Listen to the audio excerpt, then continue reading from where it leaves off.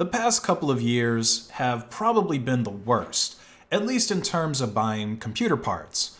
We had a global pandemic, which greatly slowed down or stopped the supply chains for pretty much everything.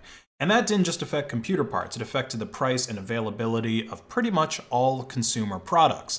But when it comes to computer parts, and really computer chips, if you want to get to the root of the problem, these chips that are present in all computer parts, as well as pretty much any other machine with a motor, because these days, even cars and tractors have computers in them.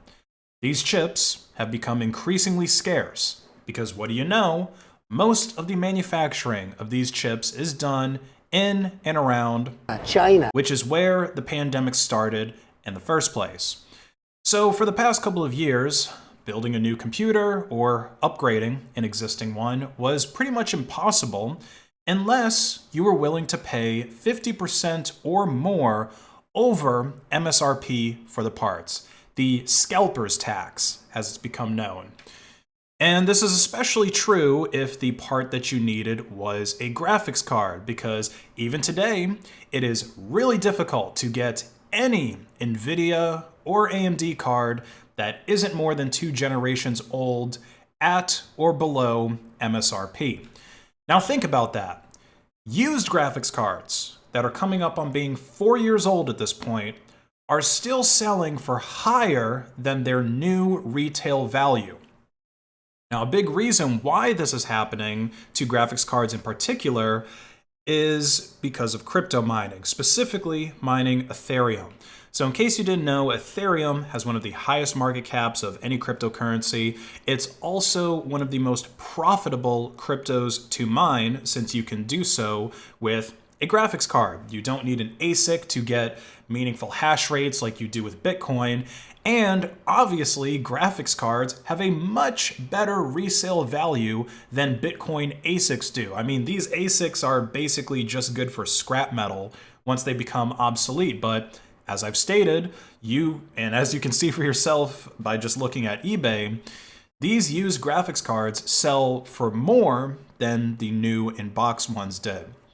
And as a side note, I know that pretty much every single graphics card that you'll see on eBay, all of the sellers say that they were not used for mining. Oh, this card was never mined on. But come on, man. Why else would you have so many graphics cards? And it's not even really possible to tell if some card was used for mining or not. Like, you could try doing things like checking if the temps of your used card are much higher than what a new one would get. Like, you can look up online what temperatures other people are getting and then compare the temperatures of your used card. That might indicate whether or not it was mined with, but it could also just indicate that there's some other problem with the card. And if the miner decided to repaste the card and also change the clock speed of the card back to stock settings, then you probably aren't going to notice those high temps anyway. It all really just boils down to how much work did the miner do to cover up the fact that they were mining, and not a whole lot of work is really needed anyway.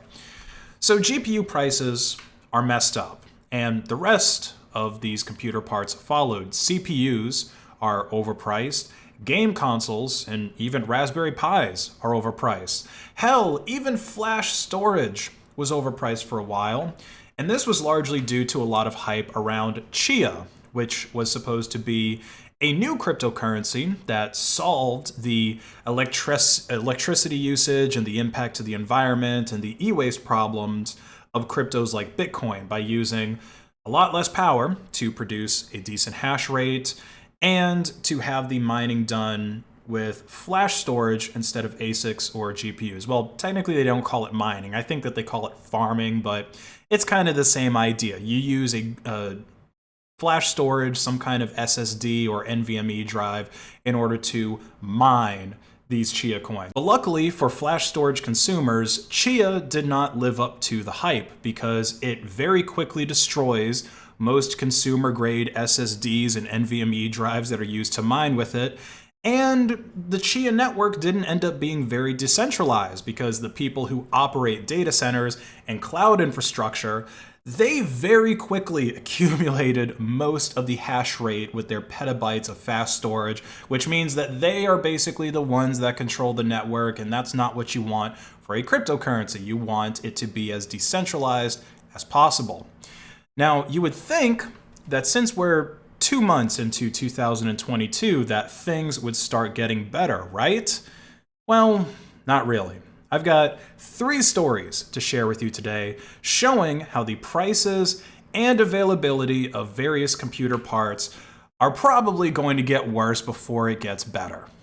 So first, we have Best Buy, who has decided to start charging people even more money to get 30 series graphics cards, and I suspect that this also applies to the newer AMD cards as well. So in the past, it was possible to get one of these cards if you were willing to stand outside of one of the stores, kind of like you see these people doing here, and an employee of Best Buy would come out and then they would give you tickets to get those cards at MSRP. So it's basically the same thing that they do and that so many other big box stores do on Black Friday for other products that have limited stock. Well, now they're actually only going to extend this privilege to people that sign up for Totaltech. Now, I do have a little bit of insider knowledge about this Totaltech, seeing as I used to be a Geek Squad employee. I actually worked for Best Buy before and then around the time that this Totaltech program was introduced. I worked there for several years. And I will say that compared to the old program, which I think was called 24/7 Tech Support or Geek Squad Support or something like that, Totaltech is definitely better. But for some people who want to buy a new graphics card, this Totaltech might actually be a bit useless. Now, the main reason that people are buying this is for the Geek Squad support, okay? So you get free Geek Squad tech support available 24/7, 365, and you also can get free support in store. It doesn't cover parts, but it covers the labor. So Geek Squad will do things like take viruses off of a computer for you or upgrade your RAM, again, as long as you provide compatible RAM to do that upgrade with. But a lot of the services that Geek Squad will give you are very basic. In fact, I'll actually say this. If you can manage to get a CompTIA A+ certification, then you're probably more knowledgeable about computers than the majority of Geek Squad agents. And if you're building your own desktops, which is kind of what the CompTIA, or at least a big part of what the CompTIA covers, what each individual part inside of a computer does, then you really don't need this. You really do not need Totaltech. Maybe you could still benefit from some things like the 60-day return policy and exchange window, or maybe you can benefit from the free delivery and standard installation of new Best Buy purchases, assuming that this applies to major products like dishwashers, washing machines, or refrigerators, because if you got to hook up water lines, that's more of a plumbing thing. It's not really in the same vein as fixing computers and dealing with electronics. But besides these things, this membership is going to be pretty useless for people that are buying and installing new GPUs themselves. I guess maybe there's some people out there that feel comfortable installing a new graphics card, but maybe they don't feel comfortable with removing a virus or like upgrading Windows. Again, I can't even imagine that in my head because you're still going to have to install drivers for putting in a graphics card. So yeah, actually, I just went ahead and debunked my hypothetical live. There's nobody who's buying and installing graphics cards that really needs to get this. It's literally just Best Buy trying to sell this Totaltech to people. And of course, these cards are still not available, so it looks like you still have to go through the whole rigmarole of waiting in line to get a card in store, but it's only going to work if you have that Totaltech membership. Next, we have a contamination issue at a Western digital factory, which has resulted in over 6.5 million terabytes of flash storage being ruined. Now, there's already some price hikes on flash storage due to the chip shortage. Remember, these microchips go in everything. But with Chia falling through, the price hikes did not end up being as bad as they are with graphics cards, because there just isn't as much demand. There's not people buying hundreds of GPUs or there's not people buying hundreds of different flash storage sticks to mine Chia like there are people buying hundreds of GPUs to mine Ethereum or some other type of crypto.